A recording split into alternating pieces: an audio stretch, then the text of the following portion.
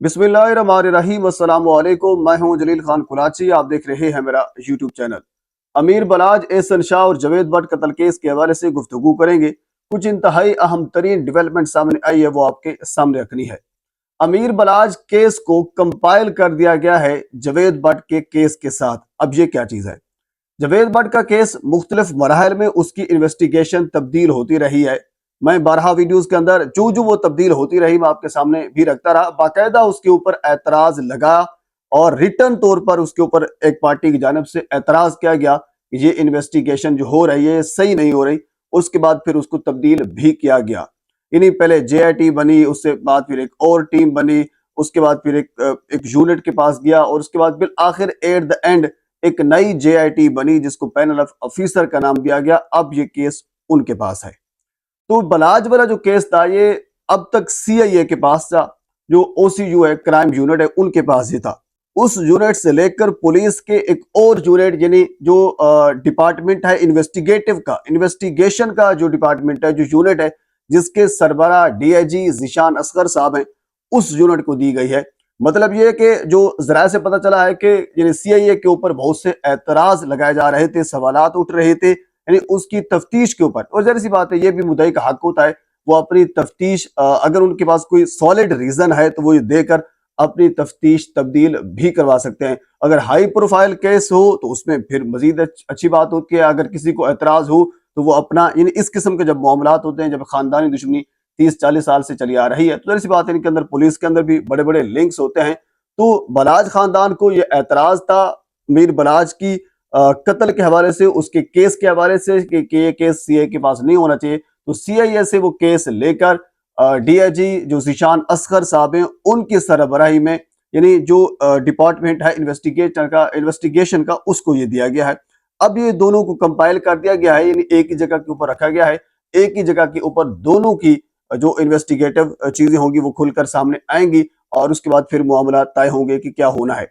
वैसे अगर मेरे हवाले से देखा जाए, जहां तक मैंने इसे रिसर्च की है, बलाज वाले केस के अंदर क्योंकि जो बलाज खानदान है उनका डे वन से इवन के अब जो भी सुहेल शौकत भट्ट साहब उनके पास गए, अब रिसेंटली कैसर भट्ट साहब भी उनके पास गए हुए थे, क्योंकि कैसर भट्ट साहब पिछली पेशी के ऊपर पेश नहीं हुए। कैसर भट्ट साहब भी वहां पे गए हुए थे, इसरार भट्ट और बाकी लोग भी उनके पास गए हुए थे, अमीर मसहब के पास। बातचीत सुलह की हो रही थी, तो उन का और उनके पूरे खानदान का मुतालबा सिर्फ यही है कि हम अपने दादा का और उसके बाद फिर अपने वालिद का ये कत्ल माफ करते हैं, लेकिन अमीर बलाज का जो कत्ल है ये हम माफ नहीं करते। इस केस को हम परसू करेंगे और प्रॉपरली इस केस को हम लेकर चलेंगे। इस केस के अंदर जो बंदे नामजद हैं उनके जो उनको सजा बनती है वो उनको सजा दी जाए। वो इस केस के अंदर जो बलाज के कत्ल के बाद एक FIR दर्ज की गई थी, इसमें गोगी और तीफी भट्ट साहब को नामजद किया गया था। गोगी भट्ट साहब के हवाले से पुलिस कह चुकी है कि कोई शवाहिद नहीं मिले, उसको यानी एक किस्म का बरी कर दिया गया था। तो उसके बाद फिर मामला आता था तीफी भट्ट साहब के ऊपर। तीफी भट्ट साहब के हवाले से जो मैंने गुज़श्ता 2-3 इंटरव्यूज भी किए थे मुख्तलिफ कानूनी माहिरीन के, तो उन्होंने ये बताया था कि अब उस केस के अंदर रहा कुछ नहीं है।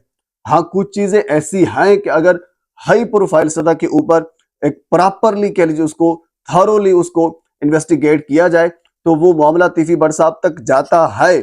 लेकिन अब ये याद रखिए कि कानून में एक चीज ये भी है कि जब भी कैपिटल पनिशमेंट दी जाती है तो ठोस शवाहिद की बुनियाद के ऊपर सजा दी जाती है, यानी 25 साल सजा हो या फिर सजाए मौत हो, यानी 302 के केसेस के अंदर। तो तीफी भट्ट साहब के हवाले से जो कानूनी माहिरीन ये कहते हैं कि क्योंकि जो शूटर था जिसने उस वक्त शूट किया था वो उस वक्त मारा गया था, और उसके बाद फिर एक कड़ी थी एहसन शाह जिससे ये पता चल रहा था कि ये मामला जो है वो तीफी भट्ट साहब ने करवाया है।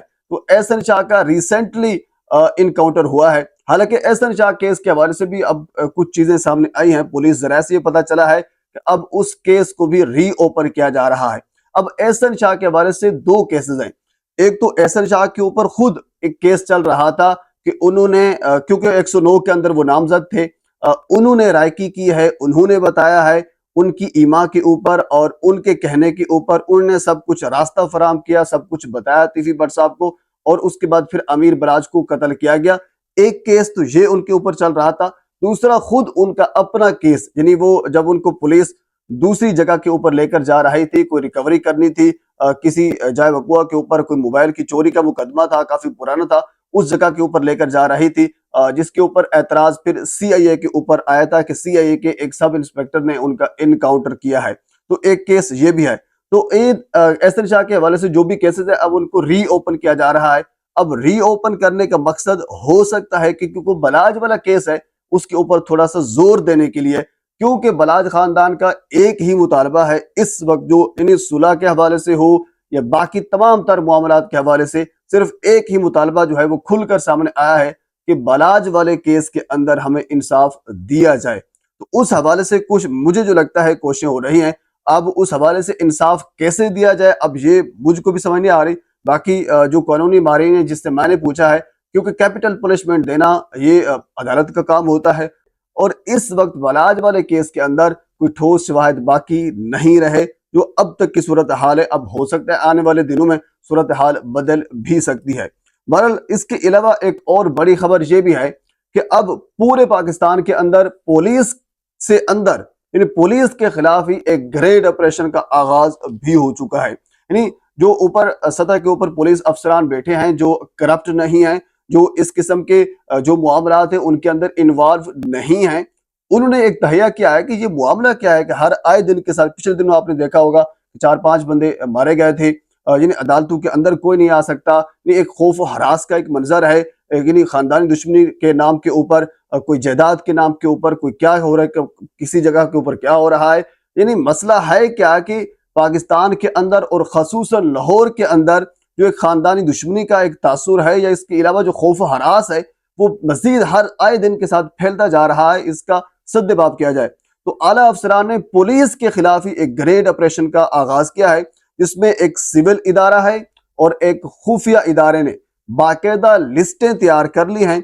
अब उन लिस्टों की मदद से मुख्तलिफ पुलिस अफसरान उसके अंदर नामजद किए गए हैं। अगर सिर्फ हम लाहौर की बात करें तो 200 अफसरान को उसके अंदर नामजद किया गया है, जिनके खिलाफ बाकायदा कार्रवाई की जाएगी। और उन दोनों इदारों की जानिब से जो लिस्टें बनाई गई हैं, और उनका कहना भी यही है कि जो लिस्टें बनाई जा रही हैं इन अफसरान के खिलाफ ठोस शवाहिद मौजूद हैं। इन्होंने अंडरवर्ल्ड के जो लोग हैं उनसे फायदे लिए हैं, माली फायदे लिए हैं, किसी के बच्चे की फीस कोई अदा कर रहा है, किसी की गाड़ी का पेट्रोल कोई अदा कर रहा है, और कोई बंदा किसी को कोई फायदा दे रहा है। ये ठोस शवाहिद मौजूद हैं, जिसकी बुनियाद के ऊपर ये लिस्टें तैयार की हैं।